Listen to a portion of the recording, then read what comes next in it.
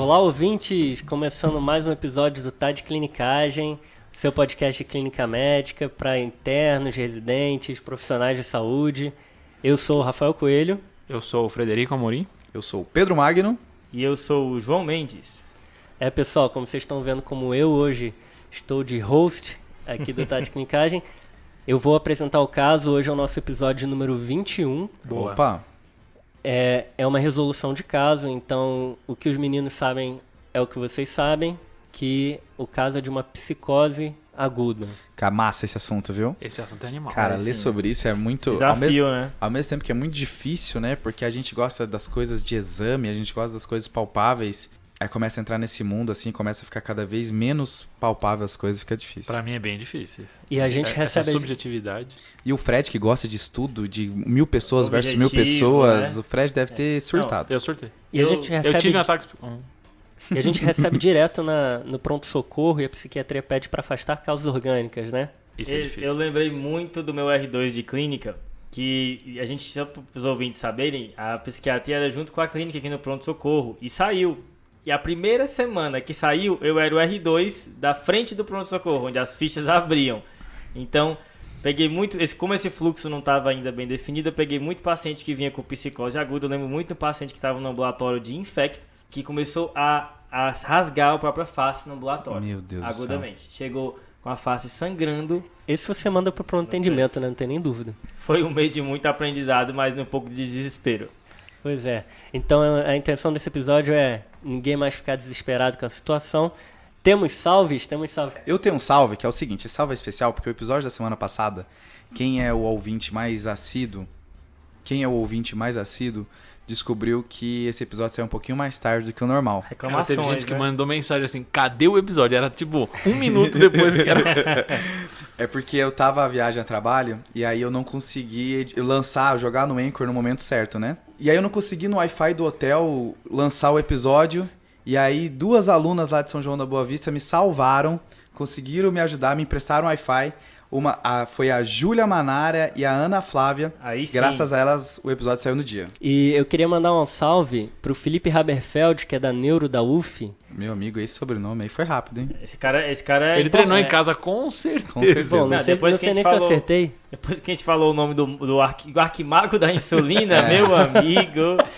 Pois é, ele corroborou a história do acineto resistente ao fogo. Gente, inclusive essa história, disse em cara. qual hospital que foi que aconteceu lá no Rio de Janeiro, tá? E foi mais de uma pessoa também. O Eric Isso. Jardim também, que conhece o Márcio. Acho que todo mundo ali foi da mesma turma na faculdade. E o Felipe também fez vários comentários bem legais ali sobre o episódio do Lico. O Eric Jardim também. Um salve aí pra esse pessoal. Não, essa história do acineto, assim, ó, eu gostaria que os ouvintes não alimentassem as mentiras do Rafael. Mas a gente tem evidência. É o mais mentiroso do podcast, é o Rafael, cara. Temos evidência, de baixa qualidade, mas temos evidência. Vamos lá, vamos pro caso, pessoal? Bora. Vai lá. O caso tem 3 partes, tá, pessoal? A primeira parte vai ser a história principal da paciente. Depois eu vou aprofundar um pouquinho a história dela e falar sobre antecedentes patológicos, o exame físico e o exame psiquiátrico, tá? E a terceira parte, os exames laboratoriais. Beleza? Boa. Fechou. Manda brasa. O caso é de uma mulher de 48 anos de idade que chegou no departamento de emergência desacompanhada. Ela conta que estava na cidade para visitar museus e que pediu acomodação no hospital porque não tinha onde ficar. Tá. A única queixa dela era um formigamento da mão esquerda que iniciou a 1 hora da consulta, difuso na palma da mão esquerda, quando ela foi pegar uma latinha de refrigerante e uma máquina de venda. Não tinha irradiação para outras regiões das mãos ou braços, não tinha dor, nem fraqueza, nem artralgia. Durou 80 minutos esse sintoma e melhorou espontaneamente. Certo. A equipe médica deu alta para ela, com uma lista de abrigos na cidade, para acompanhamento ambulatorial. Tá. Depois de 4 horas, ela retorna com o mesmo formigamento de distribuição no dermátomo do nervo radial. Foi perguntado se ela havia procurado o abrigo e ela relatou que não quis, pois ficou com medo dos empregados do abrigo realizarem experimentos durante a noite com ela e a colocarem em uma câmara de gás para matá-la. E aí, pessoal? Bem, é interessante, né, que na primeira vez que ela veio talvez ela já tivesse com essa desconfiança, né? Mas eu acho que ela não se sentiu à vontade para falar. Será que ela queria ir no museu mesmo? É estranho, né? E aí, depois da segunda vinda dela, é que parece que a quebra com a realidade fica mais evidente, né? E, assim, então, ela parece que apresenta nessa segunda vinda, pelo discurso apresentado aí pelo Rafael, uma alteração do pensamento, né? Ou do juízo da realidade, né? Tá. Isso é uma discussão interessante, porque às vezes a pessoa tem um juízo que a gente acha que é errado, mas ela pode estar certa também, né? Então, Como assim? Não entendi. será que não estão querendo matar ela mesmo? Ah, sim, Entendeu? Tá. Então, existem discussões sobre isso, né? Quando eu fui ler sobre o episódio, eu fui lendo um pouco, não sei se por onde vocês estudaram psicopatologia, mas eu li no livro da Unicamp, do Dal Galarrondo. Muito bom esse livro. E ele fala isso quando ele está falando de juízo de realidade. O mais importante, quando tem uma quebra, é quando o pensamento não segue um curso lógico. Por exemplo, olha, toda vez que um cabelo meu cai, chove. Tá. Entendeu? Então, assim, eu estou fazendo uma associação mágica entre duas coisas que não tem nenhum perigo de isso ter alguma causalidade. Entendeu? Certo. Quando é algo absurdo, por exemplo. Isso. Né? Eu já vi essa discussão nas divisões de delírio, né? Então, dividir delírio entre bizarro e não bizarro. Uhum. E aí o bizarro seria esse, onde Isso. não existe nenhuma plausibilidade. É. Enquanto o não bizarro é isso que você falou. Será que ela não está sendo perseguida mesmo? Isso. Então, ainda existe algum grau de incerteza diagnóstica nesse momento, né? Aí já vale um ponto também que assim, a consulta de um paciente com psicose, com possível psicose, já inicia com uma consulta longa, né? Sim. É uma consulta que você tem que entrar na realidade da pessoa, de preferência com o acompanhante junto, e aí você tentar fazer o paralelo para saber o que é real e o que não é. Eu acho que vocês já tiveram diante de um paciente que ela te respondia de uma coisa e você olhava para o acompanhante querendo saber, isso que ela está falando faz sentido para vocês? Vocês estavam fazendo isso mesmo? Vocês estavam sendo perseguidos mesmo? Ela tem algum motivo para estar com essa desconfiança? Então, assim, é uma consulta que demora e que você tem que mergulhar tanto na parte do que a pessoa estava fazendo, quanto até mesmo na parte sociocultural dela, né? Quando a gente começa a falar aqui de religião, que tem várias religiões diferentes que acreditam em coisas diferentes, eu posso cometer alguma indelicadeza e dizer que algo é psicótico e não é, faz só parte da sociocultural da pessoa. Isso, então, marcando esse conceito aí, o diagnóstico da psicose tem que estar inserido no contexto sociocultural da pessoa. Exato. Então, às vezes é típico de uma cultura acreditar em uma certa coisa, então naquele contexto acreditar nisso não vai ser um pensamento delirante. Pegando o gancho ainda no que você falou, muitas vezes esse paciente está desconfiado, então para você ganhar a confiança dele, ele dividir com você as alucinações, ilusões que eventualmente ele tem, muitas vezes você tem que ir devagar e tudo mais, e ganhando essa confiança dele. E aí vem um desafio nessa paciente que o Rafael nos trouxe, que ela estava sem acompanhante, né? Uhum. Aí vem um ponto que o João falou. Será que ela não estava sendo realmente perseguida? A gente imagina que não, né? Pelo contexto, mas é difícil isso. Então, nesse momento, assim, apesar dela tá com um pensamento com a ideia que pode ser delirante ou não, a gente tem que ficar ligado que podem ser outros diagnósticos. Ela pode estar certa, né? Dois, assim, a psicose, não é só entrando um pouco nesse assunto, a psicose, alguns livros definem como uma quebra com a realidade, né? Certo. E muitas vezes a gente consegue flagrar isso no exame psicopatológico através de alteração da sensopercepção, que no caso são as ilusões e as alucinações, e através de alterações do pensamento, né? Muito pensamento com conteúdo alterado, ideias delirantes, né? Isso é o que aparece mais. Até o momento, essa paciente não mostrou alterações da sensopercepção, a não ser que esse formigamento seja algo, mas é difícil correlacionar essas duas alterações agora. Isso que você está falando, João, é a diferença entre alucinação e delírio, certo? A alucinação, a pessoa, ela, através dos seus estímulos, ela está percebendo coisas que não existem. E delírio, ela raciocina de maneira diferente aquelas coisas que existem. Isso, só tentando marcar de novo esse conceito, a alucinação e ilusão são alterações do domínio da sensopercepção. Então, são sensações alteradas. Por exemplo, uma ilusão, eu recebi um estímulo e deturpei, e uma alucinação, eu nem tive estímulo e percebi uma sensação que ninguém percebe. Isso está alterado a sensopercepção. Já o pensamento delirante é uma alteração do pensamento, do conteúdo dele, certo? Eu tenho uma crença de que meu pai, na verdade, é o Silvio Santos, e está todo mundo me enganando, e eu, na verdade, devia ser um cara rico e tudo mais. Isso é uma ideia delirante. Um abraço aí pro Silvio Santos, certo? Então, Mas muitas vezes, óbvio, que essas coisas se correlacionam, né? Eu tenho uma alucinação que reforça minha ideia delirante Exato. e tudo mais. Acho que aí fica a dificuldade de fazer o diagnóstico. Acho que você estava querendo dizer quando só é o do pensamento, né? Quando é só o pensamento, fica na dúvida. Quando Isso. aparece uma alucinação, fica muito mais fácil para a gente fazer essa Exato. quebra da realidade. E aí, assim, e quando vem psicose na nossa cabeça, alteração do delírios, né? A gente pensa muito em esquizofrenia, né? Mas tem que lembrar que tem outros diagnósticos dentro do campo das psicoses que não são esquizofrenia. Por exemplo, o transtorno delirante persistente, que é um início um pouco mais tarde, que é compatível com ela, né? Uma senhora de quantos anos, Rafa? 48 anos. 48. E o transtorno delirante persistente se caracteriza por ser muita alteração do pensamento, mas pouca alteração na senso-percepção, que até agora é o que ela tem, a não ser que seja aquilo que eu falei no começo, que essa mãozinha aí tem alguma coisa a ver, mas a priori é difícil fazer essa relação agora. E lembrando que não só essas duas, tem várias condições psiquiátricas que podem dar um quadro de psicose, né? Que é isso que a gente está falando agora.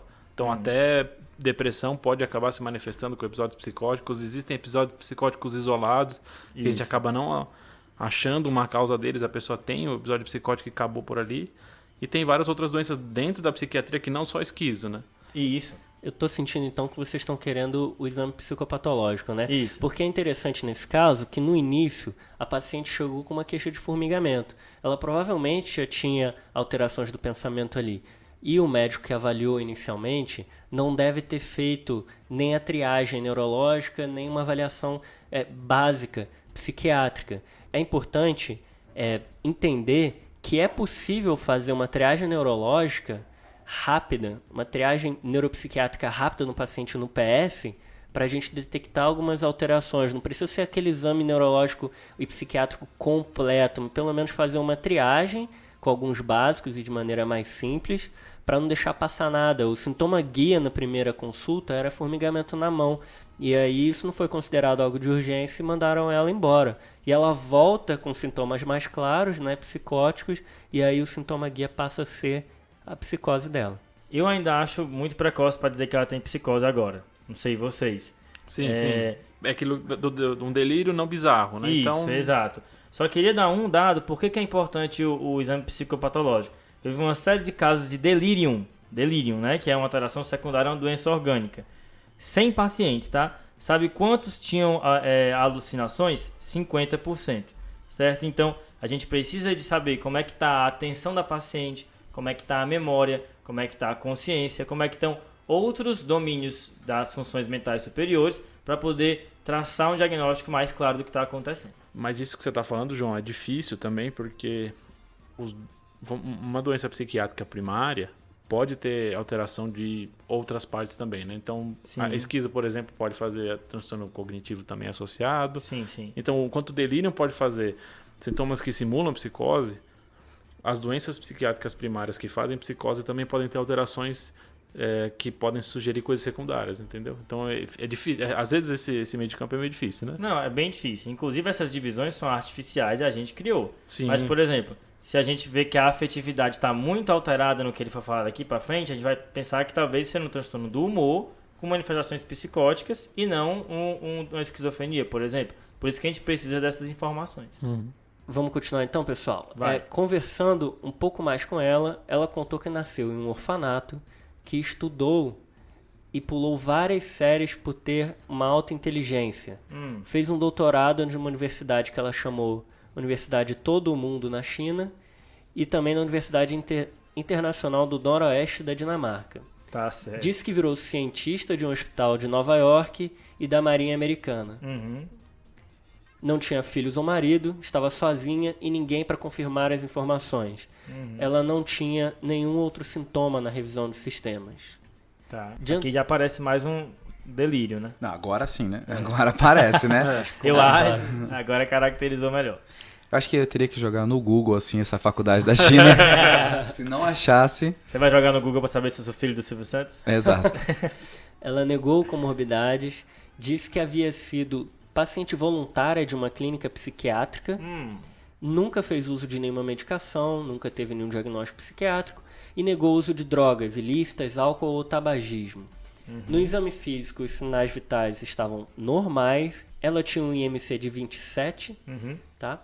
Na ectoscopia, a paciente foi descrita como desgrenhada, despenteada e descuidada.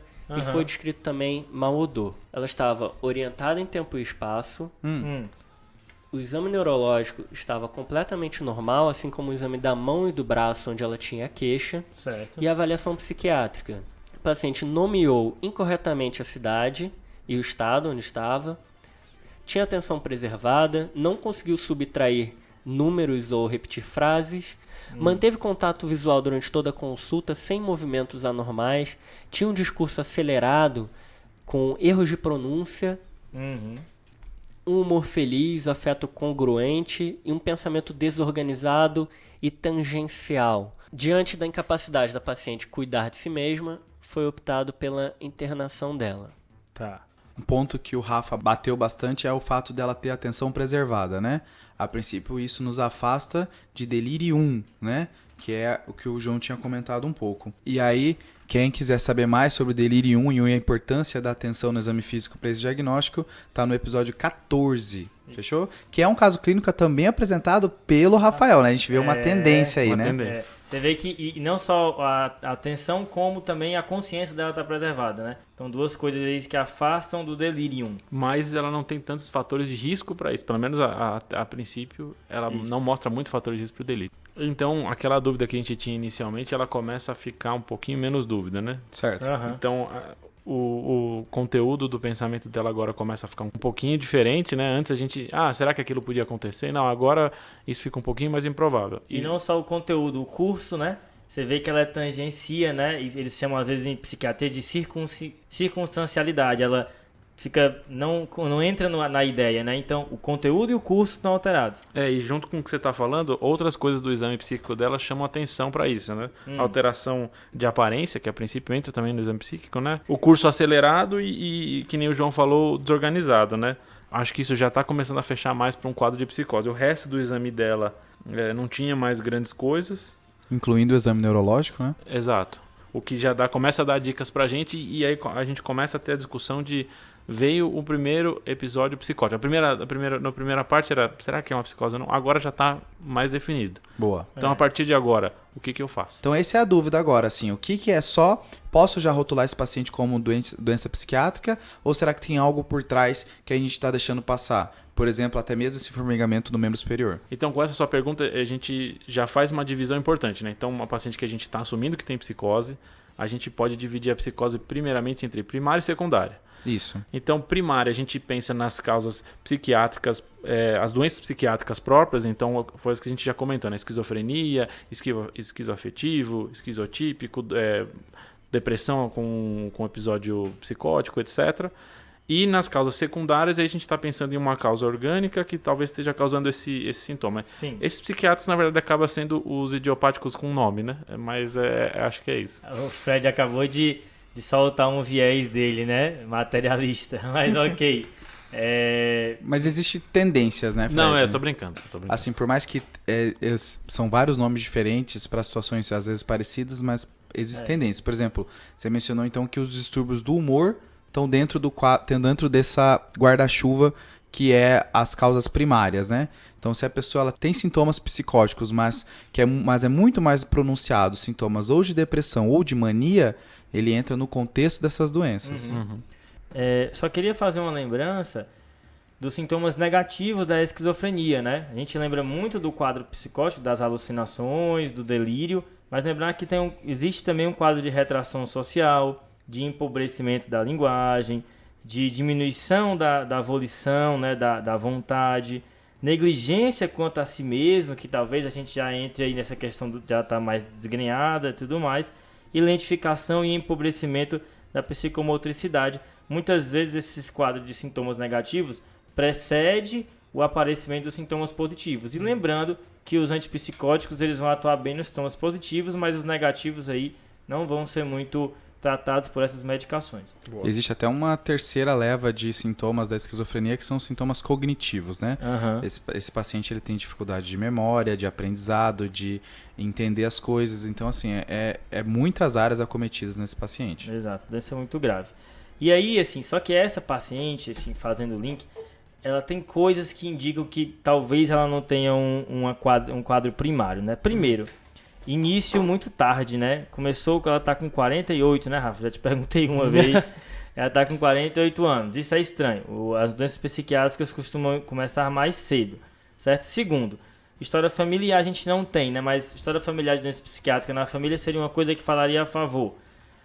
Início abrupto, né? Isso é outra coisa. Normalmente as doenças psiquiátricas começam de maneira mais insidiosa, subsindrômico, e aí aparece.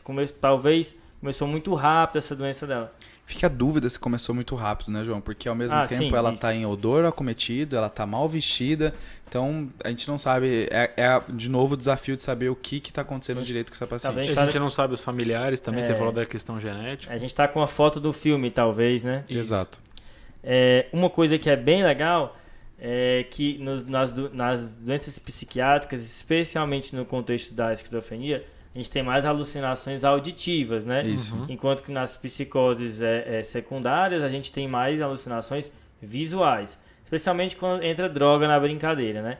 Ela não parece ter alucinação, a não ser que a gente encare que ela tem uma alucinação tátil, que seria o quadro da mão.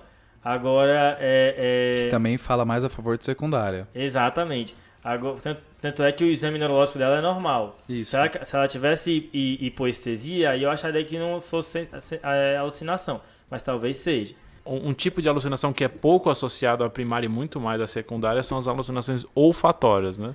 Então, é estranho pensar em alucinações táteis e olfatórias, né?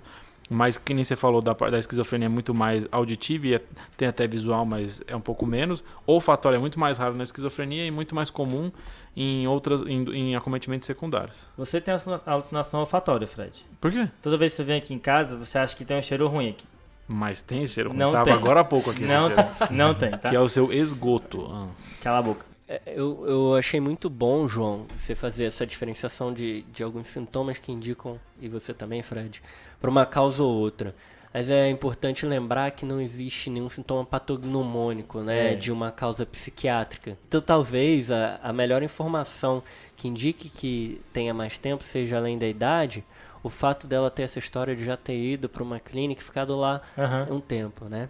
Isso que você falou, Rafa, de não ter nada patognomônico, realmente a gente não tem grandes estudos para tentar fazer essa diferenciação que o João falou, mas a gente tem essas dicas que podem nos ajudar. Não é algo concreto, mas a gente tenta achar essas dicas porque é o que a gente tem, né, para o nosso arsenal. E uma coisa que é comentado sobre esquizofrenia especificamente, não sei se vocês já ouviram falar sobre os sintomas de primeira ordem, não sei se vocês já ouviram alguma vez isso. Então, os sintomas de primeira ordem são um grupo de alucinações e delírios que um cara chamado Schneider achou que era mais associado à esquizofrenia. Vários estudos tentaram mostrar se realmente estava mais associado à esquizofrenia ou não. Uma meta-análise recente achou uma especificidade de 75%, sensibilidade de 60 e poucos por cento. Sensibilidade baixa, especificidade mais ou menos. Pensando coisa, né? Pensando que é uma parte da anamnese, eu acho isso interessante, sabe? Não é um exame, não é um exame laboratorial, é uma anamnese. E aí, só alguns específicos que ele comenta que estão bem associados à esquizofrenia. Os delírios é o de transmissão de pensamento. Então, a pessoa achar que as outras pessoas estão ouvindo o pensamento dela. Inserção de pensamento, então ela achar que outra pessoa está inserindo o pensamento nela. E de alucinação, a pessoa achar que está sendo as ações dela estão sendo narradas. Ou ela ouvir pessoas brigando do lado dela. Então, as duas vozes que ela está ouvindo brigando. E tem outros... Isso tudo quer dizer que quando tem isso presente, fala mais a favor de ser primário. De ser esquizofrenia, especificamente esquizofrenia. Legal, essa bacana. do pensamento intrusivo é bem descrita, né? Isso. Que algo externo, muitas vezes o pensamento depreciativo tá entrando na minha cabeça e tudo mais, né? Exato. Então, aí isso entra na questão, quando eu estou avaliando o paciente, o delírio que ele está tendo e a alucinação que ele está tendo faz diferença para mim? A gente já comentou que a alucinação faz, dos tipos de alucinação que estão mais associados, e agora os tipos de delírio talvez tenham a ver também. Boa. Beleza, pessoal. Vocês estão num pronto-socorro, vocês são os clínicos do pronto-socorro. A função de vocês é ver se tem uma causa secundária, né? Como é que vocês fazem? Que exames vocês gostariam? O que vocês acham que aponta mais para uma causa? E quais causas vocês estão pensando aí? Cara, eu vou admitir que isso é uma coisa muito difícil e acho que os PQs também acham. PQ acha difícil quando parece descartar a causa clínica e clínico acha difícil descartar a causa clínica. Nenhum dos dois está bem preparado para fazer isso. Esse é o que eu sinto. E a própria evidência lá fora também, quando você vai ler, é difícil de você saber o que tem que descartar e o que não tem, né? Exatamente. Porque, por exemplo, vai pedir cariótipo para todo mundo, tem causas genéticas, né? Mas assim, eu acho que a gente pode, de uma maneira mais pragmática, tentar dividir em 3 grupos. Boa. Tá? As causas secundárias. Das causas secundárias, ótimo. Então a gente já falou das causas primárias, que é a principal representante é a esquizofrenia. Tem outras, incluindo os distúrbios de humor, mas as causas secundárias a gente pode dividir em 3 grupos. Fechou? Grupo número 1 vão ser abuso de substâncias. Tá. Beleza. Certo? Que aí a gente pode também colocar um pouquinho de iatrogenia. Fechou? Tanto a substância ilícita quanto prescrita pelo médico. E tanto as psicotrópicas quanto não psicotrópicas. Perfeito. O segundo grupo vai ser as causas neurológicas, que são as que estão mais intimamente relacionadas a quadros psicóticos. Sim. E aí o terceiro vai ser uma grande miscelânea que a gente vai aprofundar. As certo? duas mais da clínica mesmo, né? Tá. Das causas de substâncias, então, seja lícitas ou ilícitas, o que vocês viram? Ó, eu acho que tem episódio do TDC que comenta alguma coisa sobre. Cada vez mais tem episódio pra trás, né? Episódio de maconha, né? Número 7 aí, pra você dar uma olhada lá. Mas as substâncias ilícitas, alguém viu alguma coisa? As causas de substâncias exógenas, João, eu vi assim, existe essa relação então com a maconha. Aí assim, existem dados conflitantes, né? Isso a gente até discutiu no outro episódio, né? Boa, a gente mencionou assim que você não sabe só se você não adianta uma pessoa que já teria Perfeito. um quadro de esquizofrenia, né? Você só antecipa isso. Uhum. Mas existe essa relação assim meio duvidosa.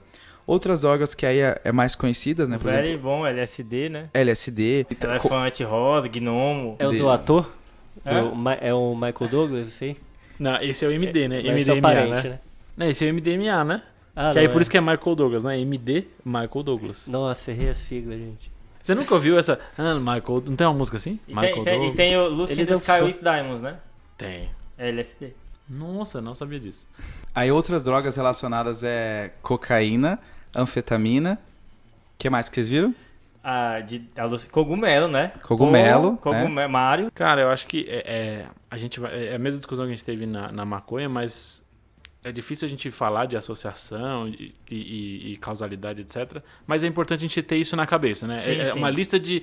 Assim, drogas ilícitas podem causar psicose. Acho que isso é E importante. aí, eu sempre fico com inveja quando eu vejo caso americano, que eles têm aquele U-Tox lá, aquele exame de urina, Pronto. que vê quais drogas o cara usou.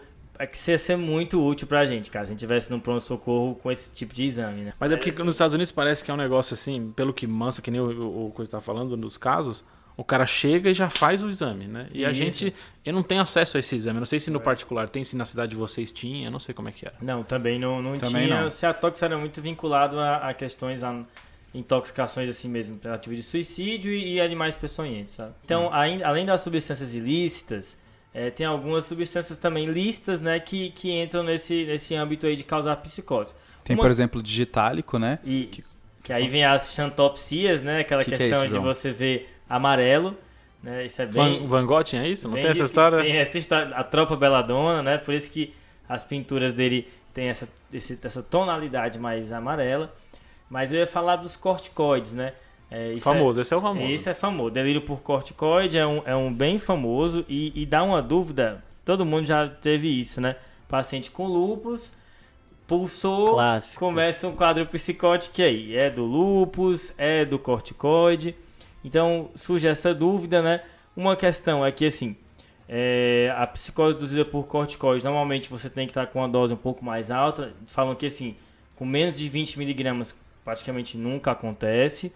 Uma coisa que pode te ajudar aí é que o lúpus, quando ele dá a psicose, isso costuma acontecer no primeiro ano do lúpus.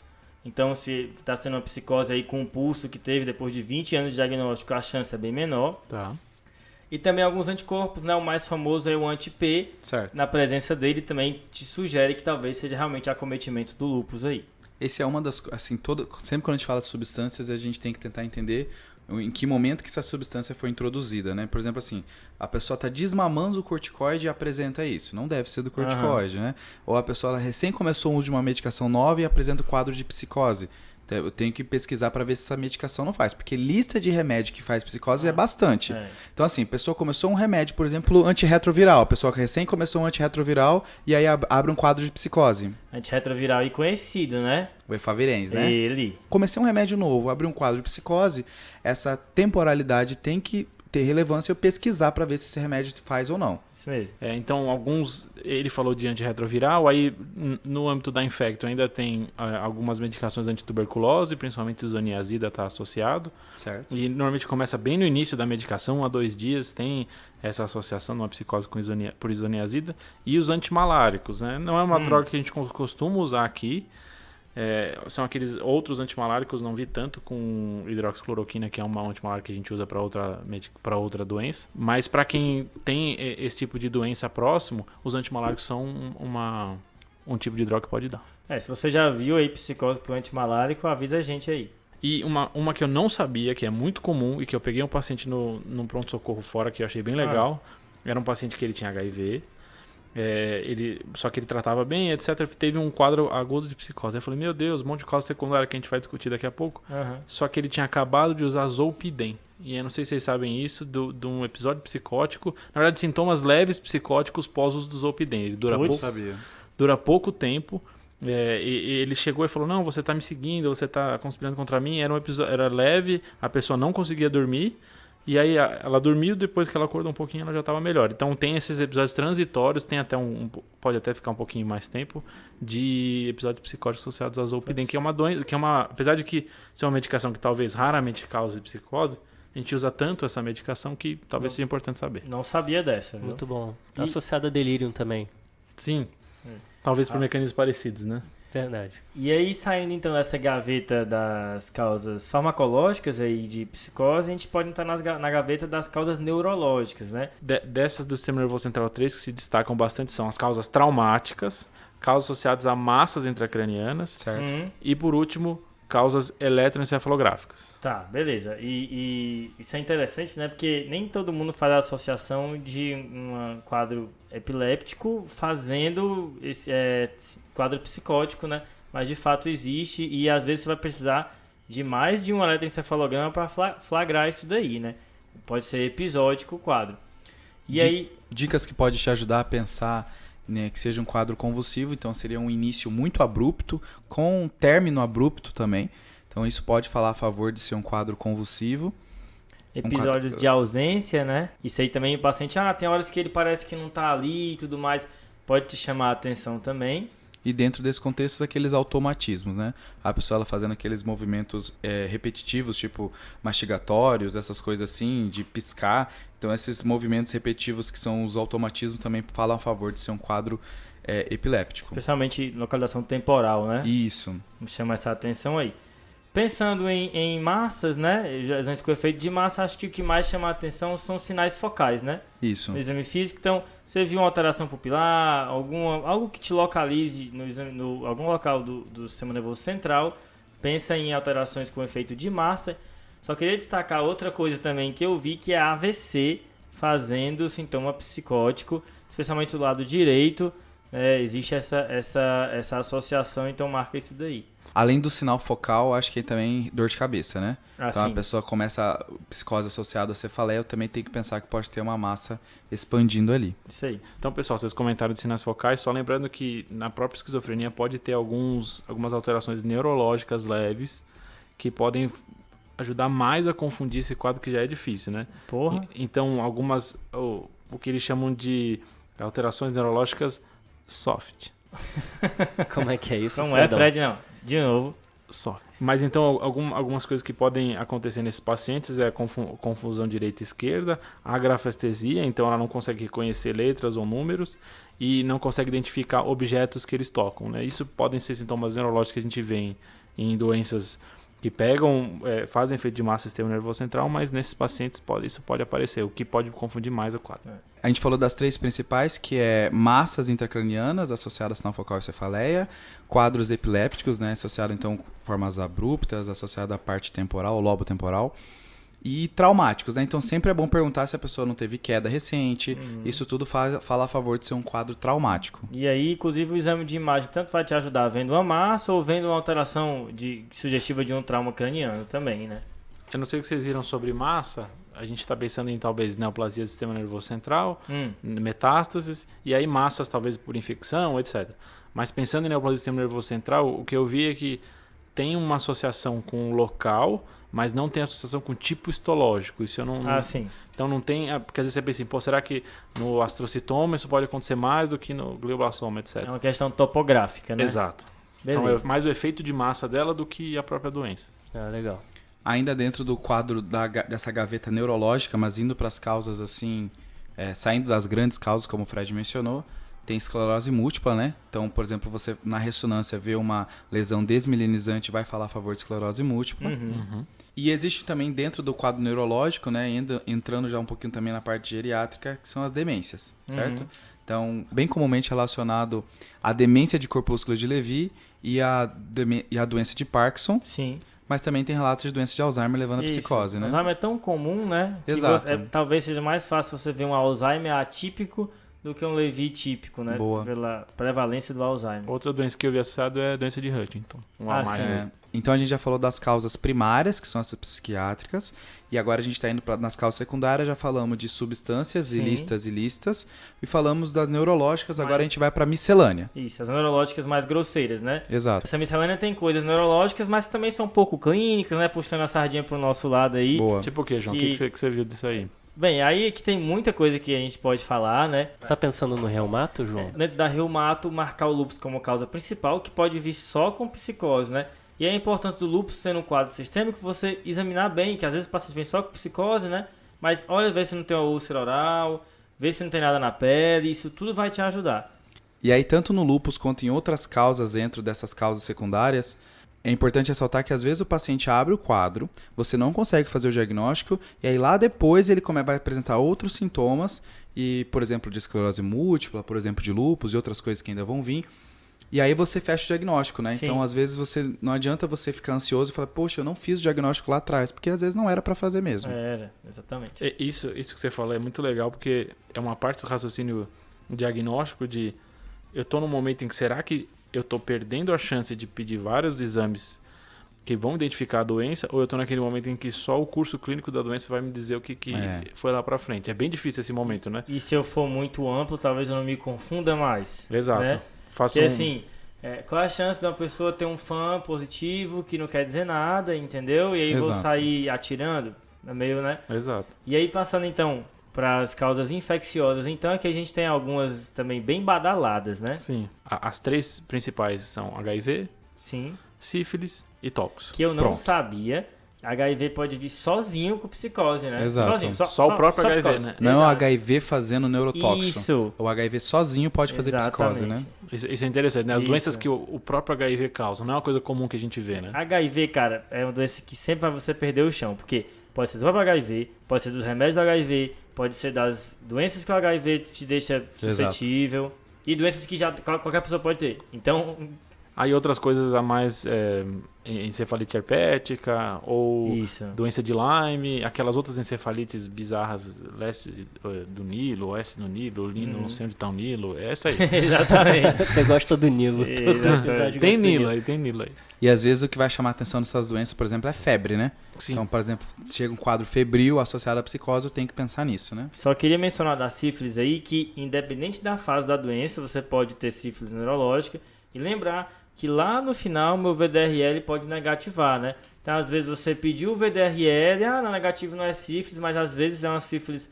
tardia e ele negativou e você precisa de uma prova treponêmica. Então aí quando eu tô pensando em excluir sífilis, eu preciso pedir um teste treponêmico, né? Exato, então lembra disso daí. E aí lembrar se você for puncionado, VDRL no líquor.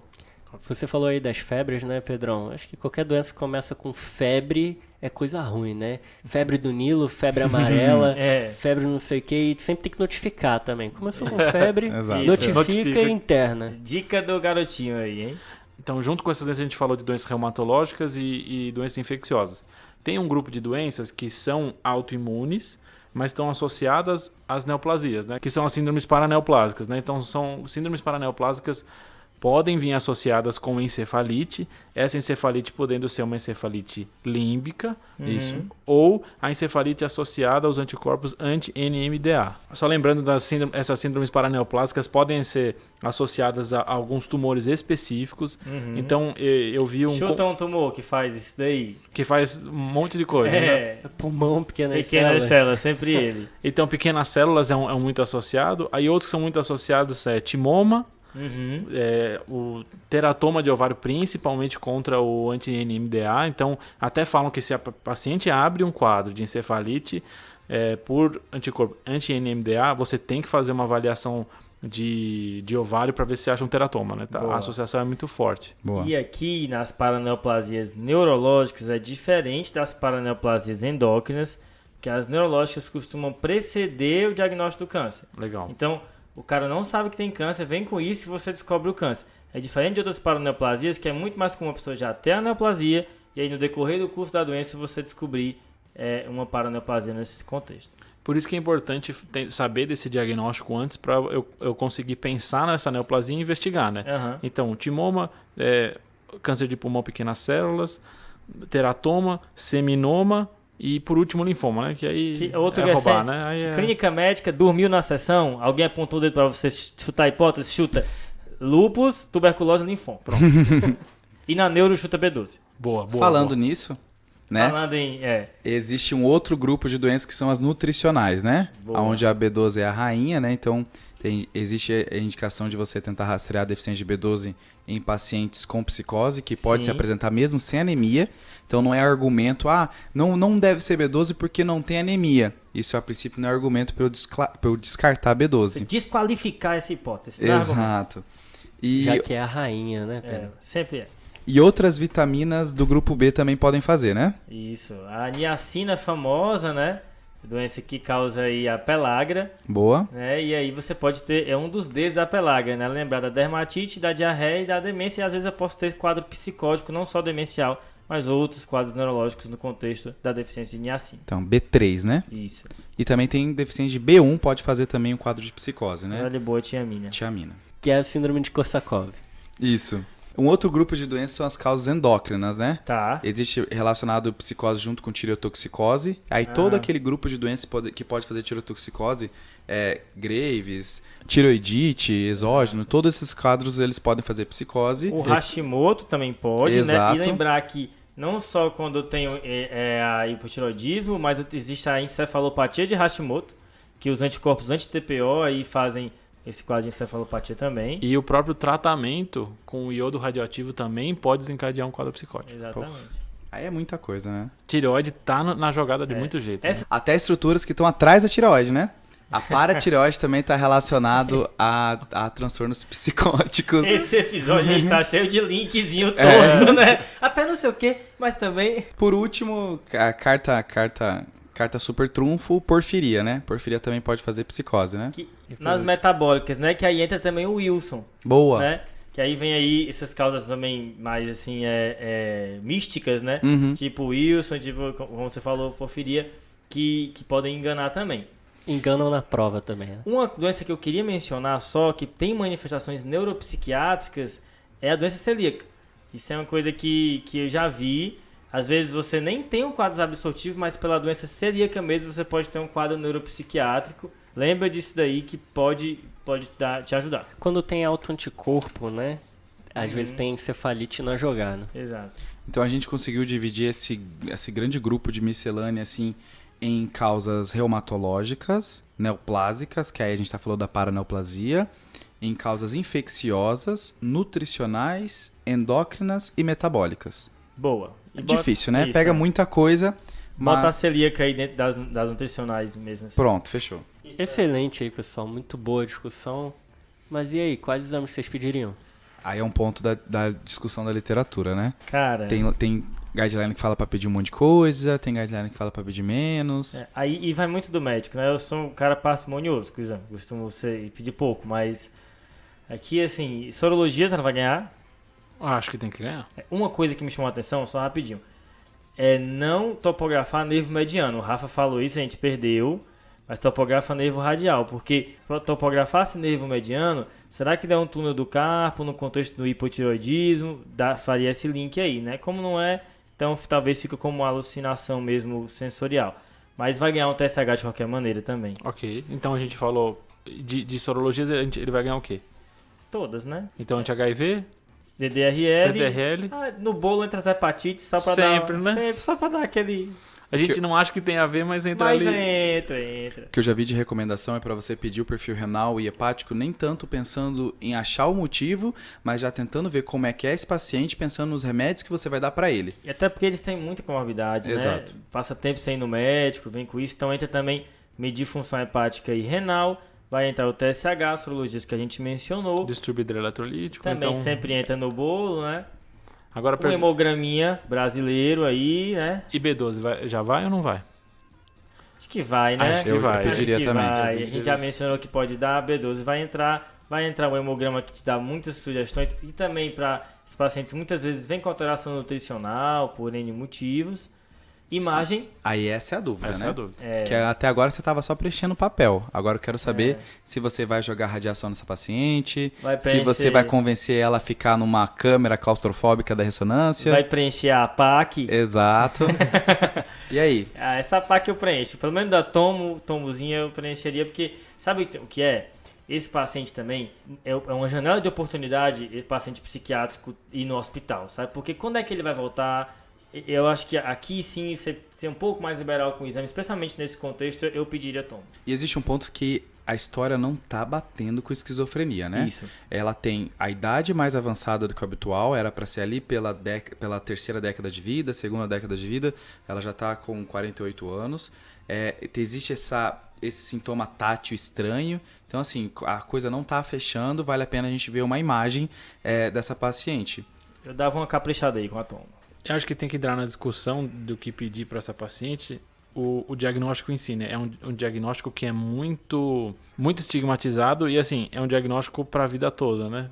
Em alguns momentos. Então, eu consegui descobrir que tem uma doença orgânica por trás, às vezes faz eu querer pedir mais exames, mesmo que eu ache que a probabilidade de pré-teste é menor, pensando no benefício que vai ter se vier. Só que eu tenho que, toda vez que pedir esse exame, saber que eu posso ter vários falsos positivos aí, ou até falsos negativos nesses casos. Não, e assim, existe até um ponto de você pedir esse exame para a família entender que não tem nada no cérebro causando isso de maneira direta, né? Que a pessoa ela tem esquizofrenia mesmo, a tomografia veio normal, a ressonância veio normal. Mas aí vem um ponto, Fred, que você mencionou, que eu te atrapalhei, que pode ter falso positivo, né? Sim. Pode ter alterações na ressonância ou na tomo que não condiz com o quadro, mas aí você acha que condiz, faz medidas agressivas e pode causar mais mal do que bem. Por isso que imagem é uma coisa que na literatura tem muito conflito. Pede ou não pede? Acho que, resumindo, vai ser contexto, tendendo a pedir, por todos esses motivos que o Fred e o João falaram, mas sabendo que eu posso ter alterações que não condiz. Eu posso ter uma malformação arteriovenosa que não tem nada a ver com o que está acontecendo, eu posso ter um cisto que não tem nada a ver com o que está acontecendo e transformar isso em uma grande coisa. Principalmente ressonância, né? Que é um exame mais detalhado. Se eu pegar a tomo, eu espero exames alterações mais grosseiras, mas a ressonância, como é bem detalhadinho, posso ter vários falsos positivos aí. Que é pedir sabendo disso, né? Acho que essa é a parte principal. Né? Pede, mas sabendo dessas ressalvas e avaliando todo o contexto, não olha isso de uma maneira exclusiva, né? E o eletroencefalo? Agora, nesse momento, eu não pediria não. Mas talvez se tudo negativo, talvez? Tá, se tudo negativo, se novas coisas aparecerem, internar, né? Como já internaram, assim, por esse contexto, pede esses exames, observa a paciente e tudo mais.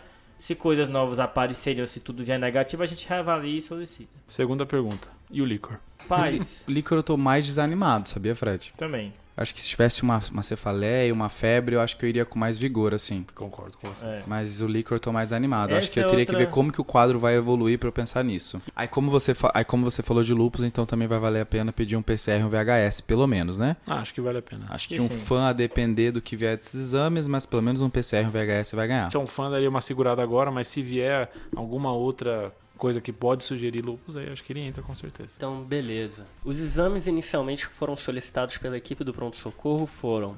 Fizeram uma radiografia da mão direita, que estava completamente normal, e exame da imagem do crânio, uma ressonância sem contraste que não mostrou nenhuma alteração significativa. Tá? Dos exames laboratoriais, o toxicológico veio todo negativo, aquele combo que o João comentou. Tá? O beta-HCG negativo. Esquecemos do beta-HCG. Beta-HCG e copo d'água, ninguém nega a ninguém, pessoal. Pronto. Eletrólitos, tudo normal também. Lembrar que pediram o cálcio, alteração neurológica é importante pedir, mas não especificamente na psicose, né? Mas o cálcio dá alterações psiquiátricas também. A função hepática e a renal estavam completamente normais, a LT e a ST normais também. E vamos ao mais importante então.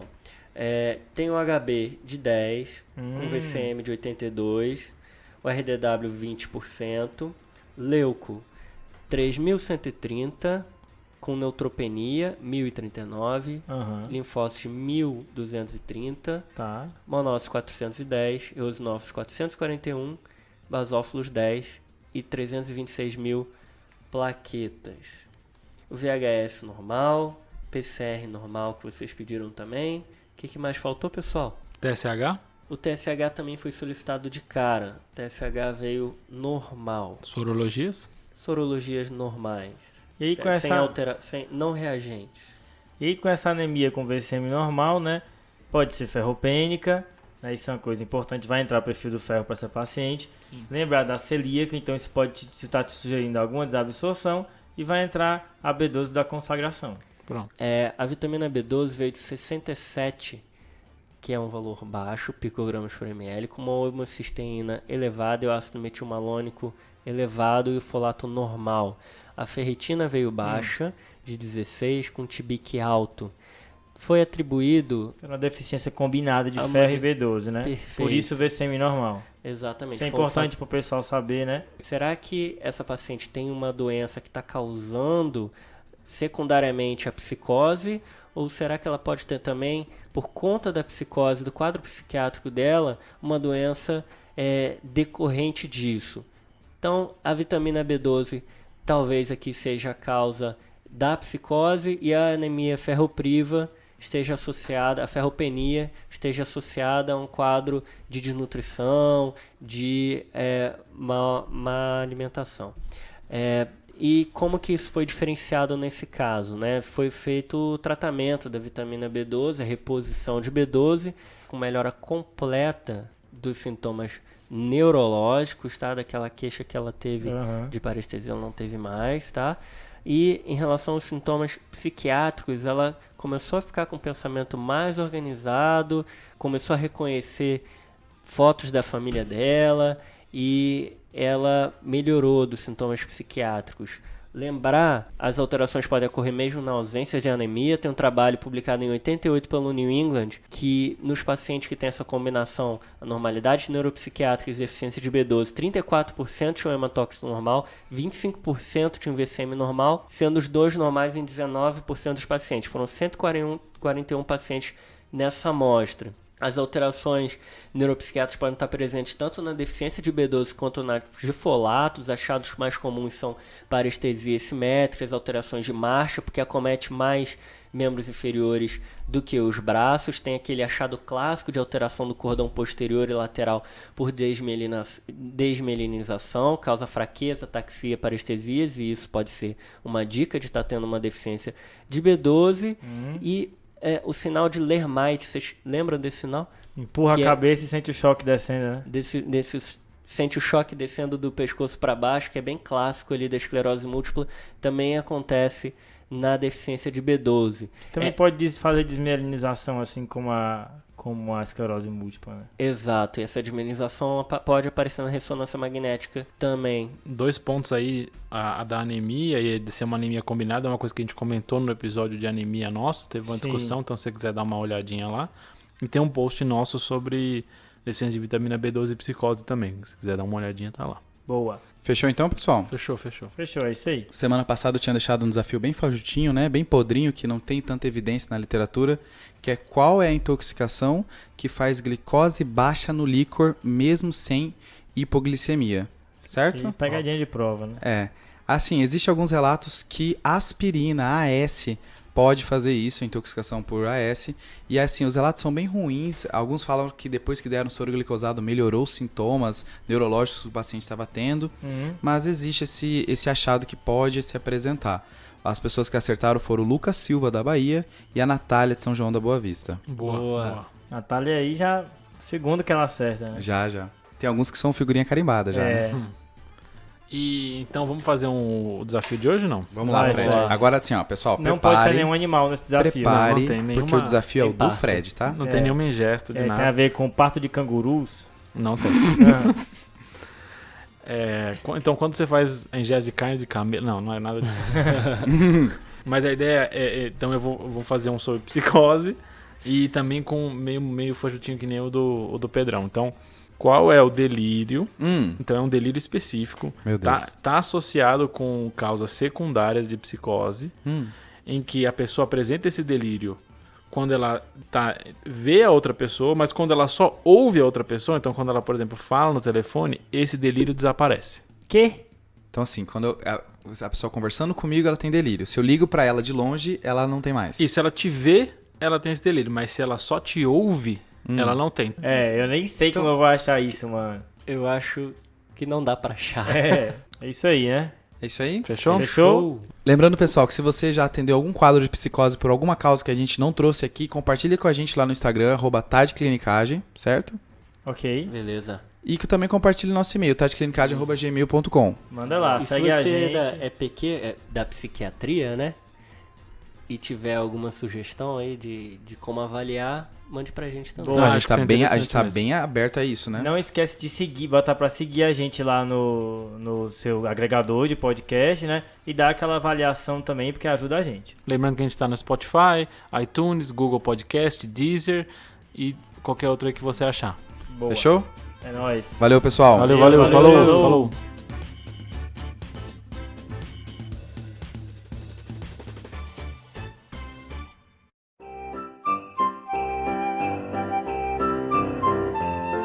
Olá, pessoas! Um aviso rapidinho. Nesse Natal e nesse Ano Novo, infelizmente o TDC não vai lançar episódio novo. Muitos integrantes do TDC vão encontrar suas famílias e, como vocês sabem, é cada um de cada canto diferente. Então a gente não vai conseguir fazer os episódios, mas dia 8 de janeiro a gente está de volta com um episódio novo. Fechou? O Instagram vai continuar sendo atualizado e o que você precisar compartilhar com a gente está disponível. Um abraço, pessoal. Feliz Natal, feliz Ano Novo. Aproveite a família e os amigos de vocês.